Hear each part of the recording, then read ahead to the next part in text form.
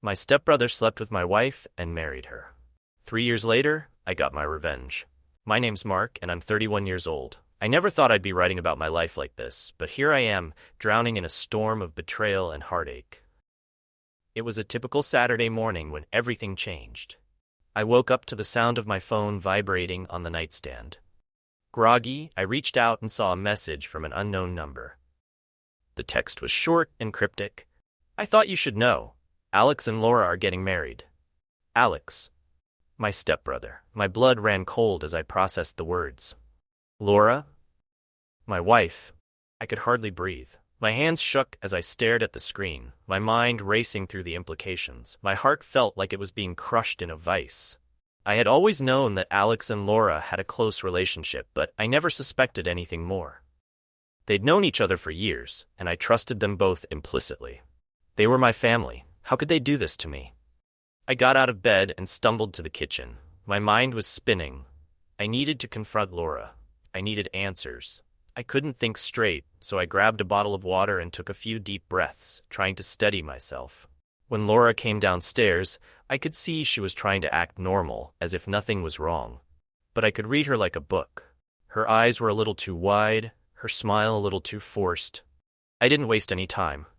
"Laura," I said, my voice trembling, "I got a message this morning. It said that you and Alex are getting married. Is that true?" Her face went pale. She opened her mouth to speak but closed it again, as if she was searching for the right words. The silence was deafening. "Mark, she began, but I cut her off. "Don't. Just tell me the truth. Did you and Alex?" She took a deep breath and her eyes filled with tears. "Yes, Mark, it's true. Alex and I have been together for a while now. I'm so sorry." I felt like I had been punched in the gut. My vision blurred, and I staggered back, grabbing the edge of the kitchen counter for support. The room seemed to spin around me. I had to sit down, or I would collapse. "Why?" I managed to choke out. "Why did you do this to me?" Laura's tears flowed freely now, and she tried to reach out to me. "I didn't mean for this to happen. It just did. Alex and I fell in love." I looked at her, feeling a mix of anger and heartbreak. And what about our life together? What about everything we built? Laura's shoulders slumped, and she looked away. "I'm sorry, Mark. I never wanted to hurt you, but Alex and we're in love. We're getting married." The words were like daggers, each one cutting deeper into my already shattered heart. I felt a surge of rage and betrayal. I had given everything to this woman, and now she was telling me it was all for nothing. I stood up, my legs weak but determined. "I need some time. I need to be alone." Laura nodded, her face etched with regret. She turned and walked away, leaving me alone in the kitchen. I was left to deal with the overwhelming sense of loss and despair. I sank to the floor, my back against the cabinets. I stared blankly at the wall, my mind a whirlwind of thoughts. How had this happened? How had my life turned into this cruel joke? I felt like my whole world had been ripped apart. I tried to remember the happy moments, the laughter and love we had shared, but they seemed like a distant memory now, overshadowed by this crushing betrayal. The life I thought I knew was a lie. Hours passed, and I still couldn't bring myself to move. I was numb, lost in the void of my emotions. My phone buzzed again, but I ignored it. I couldn't handle any more news, not right now. Eventually I mustered the strength to get up. I wandered through the house, seeing it with new eyes. Every corner held a memory of our life together, now tainted by the knowledge of Laura's betrayal. I felt like a stranger in my own home. As the day wore on, I knew I had to do something. I couldn't just sit here and wallow in my misery. I needed to find a way to cope, to make sense of this chaos. But for now, all I could do was sit in the empty silence and try to gather my shattered thoughts. I knew that I had to confront Alex eventually. He had been more than just a stepbrother to me. He was someone I had trusted. And now, he had destroyed everything I held dear. The anger and betrayal I felt were almost too much to bear. My world had been turned upside down in a matter of hours, and I had no idea how to begin picking up the pieces. All I could think about was the depth of the betrayal and how it would shape the rest of my life. This was only the beginning. The pain was fresh, the wound still raw, and I knew that dealing with it would be a long and difficult journey. But for now, I was left with the heavy burden of betrayal and the daunting task of finding a way to move forward. 3 years have passed since the day my world came crashing down. I thought time would heal the wounds, but the truth is the scars of betrayal run deep. Each day feels like a battle, and the pain of what happened still haunts me, refusing to let me go. I've tried to rebuild my life, but the pieces never quite fit together the way they once did. I moved to a new city, started a new job, and even tried to date again, but everything felt hollow. The shadow of what Alex and Laura did to me looms over every aspect of my life. It was during one of these lonely evenings, sitting in my small, dimly lit apartment, that I started formulating my plan for revenge. I'd kept my anger simmering just below the surface, waiting for the right moment to strike. That moment had finally arrived. I remember the day I decided to act. It was a rainy afternoon, and the sound of the rain hitting the window was strangely soothing. I sat at my desk, poring over the details of my plan, meticulously checking and rechecking every aspect. I knew this had to be perfect. One mistake could ruin everything. My thoughts kept drifting back to the betrayal. Alex and Laura's wedding, their new life together, it was all a slap in the face, a reminder of how they had so callously destroyed my happiness. It wasn't just about them anymore. It was about me reclaiming my dignity, even if it meant doing something I never thought I'd be capable of. I spent hours going over the details. I learned everything I could about Laura's life since the divorce. She had moved on, but I found out she was now living with Alex in the same house they had shared since their marriage. It was all so neatly tied together, a cruel irony that they were living the dream while I was left in the wreckage of their betrayal. My plan was to execute my revenge in the most personal way possible. I knew Laura and Alex had a complex relationship, but my focus was on making sure Alex felt the sting of betrayal just as sharply as I had. I began to plot how I could get close to Laura again, how I could make my move without raising suspicion. One evening, as I walked through the park near my apartment, I saw Laura. She was walking her dog, the same one she used to take on walks when we were together. Seeing her stirred up a mix of emotions: anger, sadness, and a strange sense of determination. I approached her, my heart pounding in my chest. "Laura," I said, trying to keep my voice steady. "It's been a while." She looked up, surprised to see me. "Mark, I didn't expect to see you. How are you?" I could see the hesitation in her eyes, but she tried to be polite. We exchanged a few pleasantries, and I managed to keep the conversation light. I didn't want to reveal my true intentions just yet. As we talked, I kept my focus on gathering information. I learned that Laura and Alex had their own set of issues, though she tried to downplay them. It wasn't surprising. Marriages have their difficulties. I also found out that Laura was spending more time away from home recently, which would work to my advantage. I waited for the right moment to put my plan into action. Over the next few weeks, I made sure to stay in contact with Laura.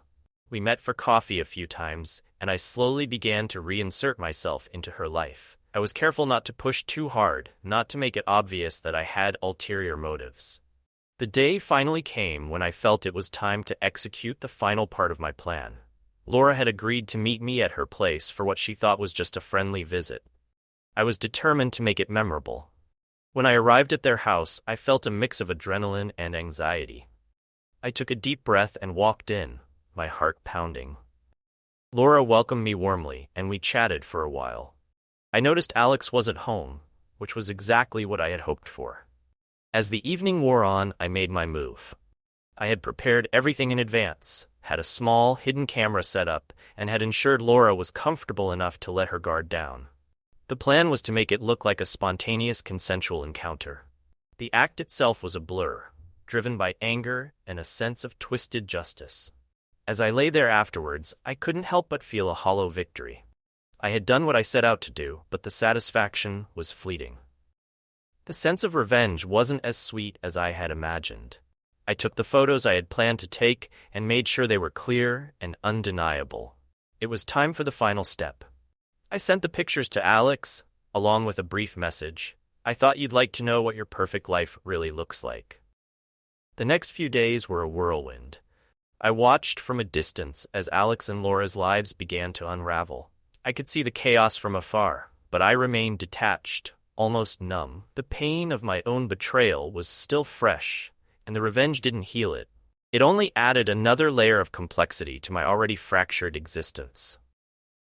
I knew that the fallout would be significant. Alex and Laura were in the middle of a storm I had unleashed, and I was left to deal with the echoes of my own actions. The satisfaction of revenge was overshadowed by the realization that I had become the very thing I despised. The process of healing and moving on would be long and painful. The betrayal had changed me, and though I had executed my revenge, I couldn't shake the feeling that something important had been lost in the process. The sting of betrayal still burned fresh in my mind as I began to put my plan into action. My mind raced with thoughts of revenge, the details of my scheme becoming more elaborate with each passing day. The satisfaction of my earlier act of retribution was fleeting. I knew that to truly get the closure I needed, I had to make sure Alex felt the full weight of my pain. I spent hours crafting my strategy. I couldn't afford any mistakes. My focus was on making my revenge as impactful as possible, ensuring that Alex understood the depth of his betrayal. I needed to make my move meticulously and precisely.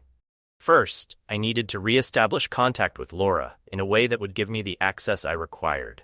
I continued our casual meetups under the guise of rekindling a friendship, always keeping a careful balance to avoid suspicion. Every conversation was an opportunity to learn more about her current life, her relationship with Alex, and their vulnerabilities. Laura seemed more relaxed around me as time went on. She spoke openly about the challenges she faced with Alex. Their marriage was not as idyllic as she had once portrayed it. She mentioned how Alex was often distant and preoccupied with work, leaving her feeling neglected and frustrated. This insight was invaluable. It painted a picture of a relationship that, despite its outward appearance, was fraught with issues. Once I felt confident that I had enough information, I began to execute the next phase of my plan. I had learned that Alex was planning a business trip that would keep him away for several days. It was the perfect opportunity for me to make my move without risking immediate confrontation. Laura would be alone, and I had to ensure everything went according to plan during that window. I prepared meticulously for this moment. I rented a small, inconspicuous apartment nearby for a few days to avoid raising any suspicion.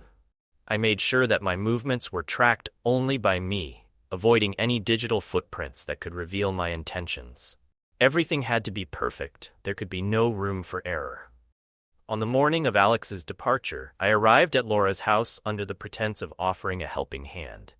I greeted her with a warmth that was carefully measured to not seem out of place. She was visibly relieved to see me and welcomed me inside. "Thanks for coming over, Mark," she said as she invited me in. "I've been feeling a bit overwhelmed with everything going on. Alex's trip couldn't have come at a worse time." I smiled sympathetically, trying to keep my emotions in check. "Of course, Laura, I'm here to help however I can." As we talked, I subtly gathered more information about Alex's schedule and the security of the house. I made casual remarks about how nice it was to see her, making sure not to seem overly eager or suspicious. My mind was already racing ahead, planning the details of what was to come. Later that evening, after a few hours of casual conversation and light-hearted distractions, I knew it was time. Alex was scheduled to be out of town for the next 3 days, and I had to act quickly. I made my exit, leaving Laura with a sense of normalcy and a promise to return the following day to help with some errands. Once I was alone in my rented apartment, I reviewed my plan once more. Everything had to be executed with precision. I knew that the impact of my revenge would hinge not just on the act itself, but also on the way it was presented. I returned to Laura's house the next day, the atmosphere more charged with anticipation. Laura seemed more relaxed, perhaps feeling a bit more at ease without Alex around. I seized the opportunity to be a supportive friend, offering to help with chores and keeping her company. It was all part of my strategy to make her feel comfortable and less guarded. As the evening approached, I knew it was time for the final phase of my plan. I had set up a hidden camera in a discreet location, capturing every moment of what was about to unfold. My heart pounded as I prepared myself for the confrontation. I had to ensure that every detail was perfect, that nothing would go wrong. Laura and I ended up sharing a drink, the conversation flowing easily. I could see her beginning to relax, her inhibitions lowering. It was a crucial part of my plan. I needed her to be in a state of mind where she would act on her feelings, not on her reservations. When the moment came, it felt surreal. The act itself was a blur of raw emotion, driven by a complex mix of anger and twisted satisfaction. I tried to focus on the task at hand, making sure that everything went according to plan. The betrayal I felt was being mirrored in this moment, a cruel reflection of the pain that had been inflicted upon me. Once the act was done, I carefully collected the evidence I needed. The photos I took were meant to be a stark reminder of the consequences of betrayal.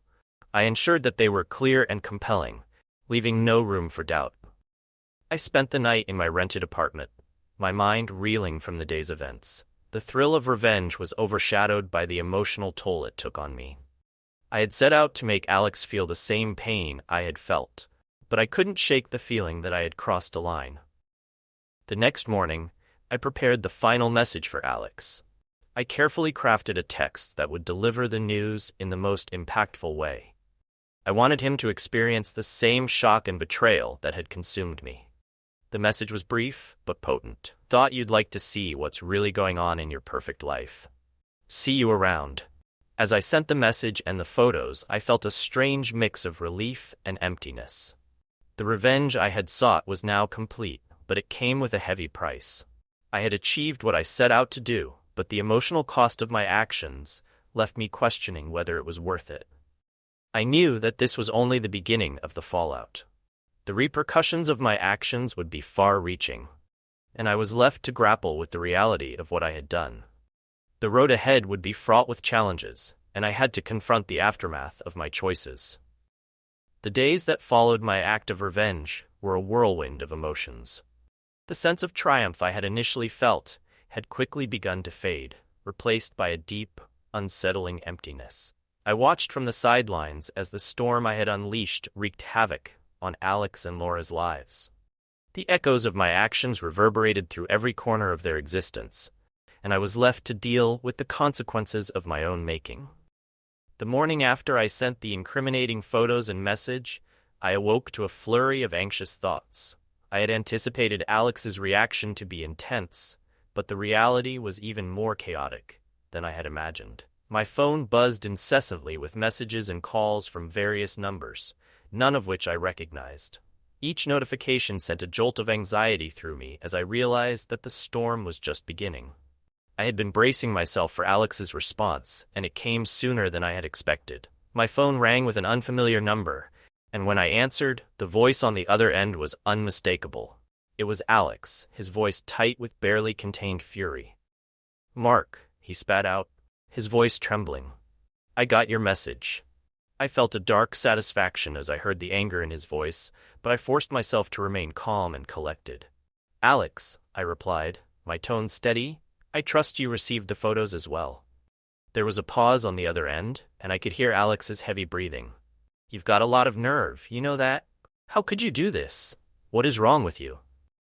His words were laced with raw emotion, and I could almost picture him pacing frantically, trying to make sense of the chaos that had erupted in his life.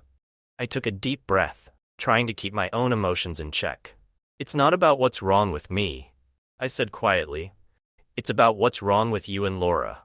You both thought you could destroy my life without any consequences. Well, now you know what it feels like." Alex's silence spoke volumes. I could hear the weight of his anger and disbelief, and it was clear that my actions had shaken him to his core. "You think this is over?" he finally said, his voice low and dangerous. "You think you've won? This is far from over, Mark." I could sense the intensity of his rage, but I didn't let it deter me. "I'm not interested in continuing this conversation, Alex. I just wanted you to see the truth, to experience a fraction of the pain I went through." With that, I ended the call, feeling a twisted sense of closure. The satisfaction of hearing Alex's fury was tempered by the realization that my actions had set in motion a chain of events that would have far-reaching consequences. Over the next few days, the fallout from my revenge became increasingly evident. Laura and Alex's relationship disintegrated under the weight of the scandal. The photos I had sent went viral among their social circle, and the shockwaves were felt far beyond their immediate circle. Friends and family members who had once supported them now turned away, unable to reconcile the image of a happy couple with the sordid reality. Laura was the first to reach out to me, her voice shaky and tearful. "Mark, please, we need to talk. This has gone too far." I could barely recognize the woman who had once been so confident and self-assured. The tremor in her voice was a stark contrast to the way she had so easily discarded me. "I don't think there's anything left to discuss, Laura," I said, trying to keep my voice even. "The damage is done. You and Alex made your choices, and now you're dealing with the consequences." Her pleas continued, but I remained firm. "Mark, I'm sorry. I never meant for things to turn out this way. Can't we at least try to work things out?" But there was no working things out. The reality of my actions had set in, and I was no longer interested in extending any form of sympathy. I had achieved what I set out to do, and while it had brought me a sense of fleeting satisfaction, it had also left me grappling with the emptiness that came with it. Alex's response to the fallout was just as intense. He reached out to me again, his voice laced with a mixture of anger and desperation. "You've ruined everything," he said, his tone broken. "I don't know how you can live with yourself after what you've done." I listened to him, feeling a sense of grim satisfaction at the depth of his despair. "I'm living just fine, Alex," I replied. "I suggest you focus on picking up the pieces of your life and leaving me out of it." As the weeks went by, the initial chaos began to settle. Alex and Laura's relationship was effectively over, their lives shattered by the very betrayal that had once been a source of my pain. They both faced public scrutiny and personal upheaval, their carefully constructed facade crumbling under the weight of reality. I continued to observe from a distance, feeling a strange mix of detachment and involvement. I had achieved my revenge, but it had come at a cost. The satisfaction I had hoped for was overshadowed by the sense of moral ambiguity that lingered. It was during one of these introspective moments that I realized the true nature of my actions. I had sought to hurt Alex in the same way he had hurt me, but in doing so, I had lost a piece of myself. The bitterness and anger that had driven me to this point had left scars on my own soul, scars that were now impossible to ignore. I began to reflect on my choices and their consequences. The pain that had once seemed so consuming now felt distant, replaced by a haunting sense of emptiness. I had succeeded in my quest for revenge, but the emotional toll was far greater than I had anticipated. One evening, as I sat alone in my apartment, I received a final message from Alex. It was a brief, haunting note. "You've made your point, Mark, but don't think this is over. I'll be watching." The message sent a shiver down my spine, reminding me that the repercussions of my actions were far from over. The cycle of pain and revenge was unending, and the darkness that had driven me was still lurking. In the end, I had to come to terms with the reality of my choices. The revenge I sought had been achieved, but it had left me with a profound sense of disillusionment. I had become entangled in a web of betrayal and vengeance, and the cost was something I was only beginning to understand. As I moved forward, I knew that healing would be a long and difficult process. The echoes of my actions would linger, but I had to find a way to reconcile with the person I had become.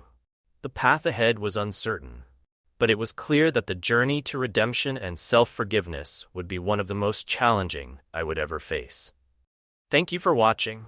Don't forget to like, subscribe, and hit the notification bell so you never miss our next video. See you next time.